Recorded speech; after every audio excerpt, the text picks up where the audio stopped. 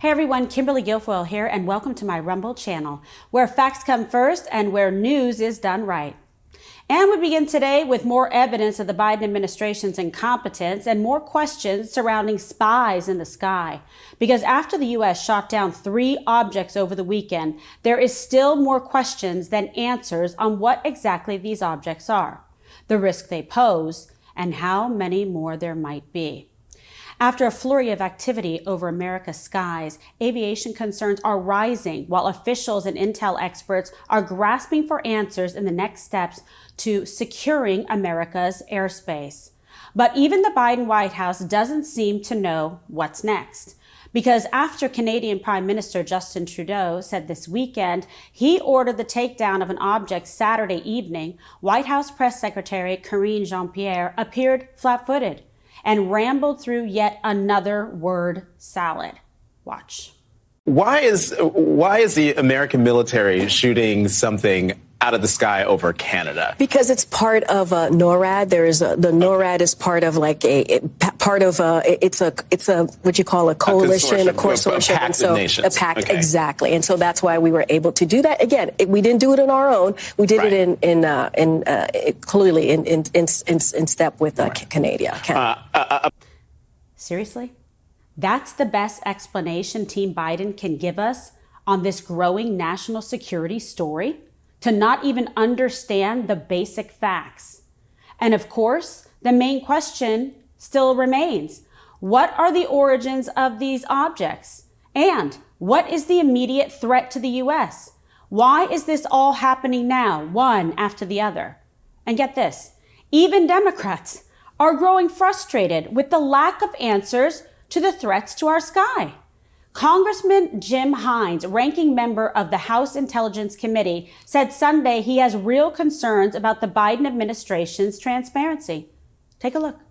And by the way, I have real concerns about why the administration is not being more forthcoming with everything that it knows.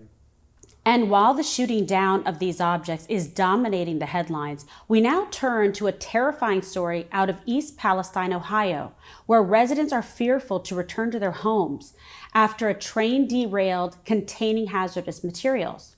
Here's what we know. About 50 train cars, including 10 carrying hazardous materials, derailed in a fiery crash on February 3rd. And while authorities conducted a, quote, controlled release of the toxins, there's growing concern about whether the area is safe at all and whether there's contamination to the local water supply. Now the fire is no longer burning, but authorities are still scrambling to clean up the wreckage and residents are demanding more transparency. But ask yourself, why was there such little coverage in the immediate aftermath of the crash? And where is Transportation Secretary Pete Buttigieg?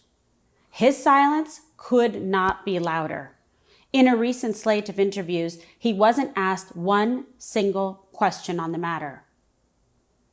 This looks like quite possibly one of the worst ecological disasters in modern American history. But we've heard little from Team Biden. In crisis after crisis, the Biden administration has failed to step up.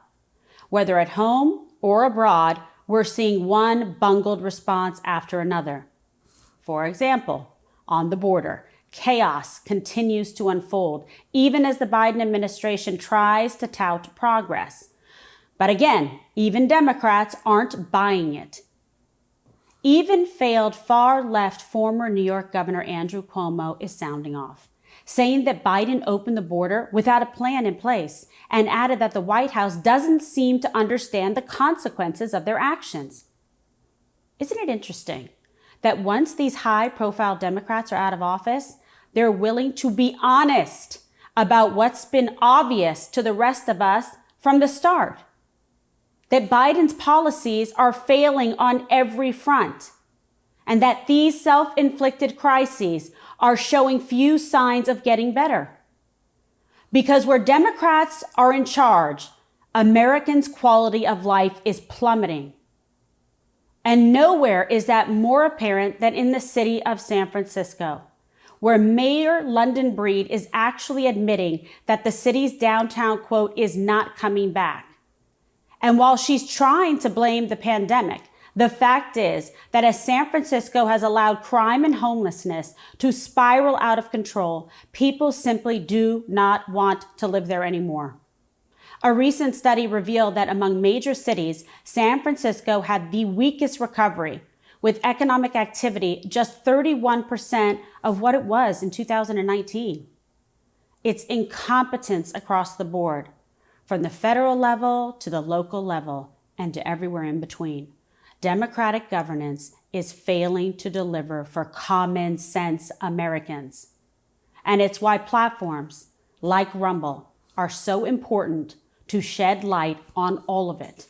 So please join me here on Rumble, where you will get news done right. For the latest and for future streams, go to @KimberlyGuilfoyle. Download the Rumble app, subscribe to my channel, and be sure to turn on notifications. And I want to hear from you. Comment down below. Tell me what you think. Talk to you again soon.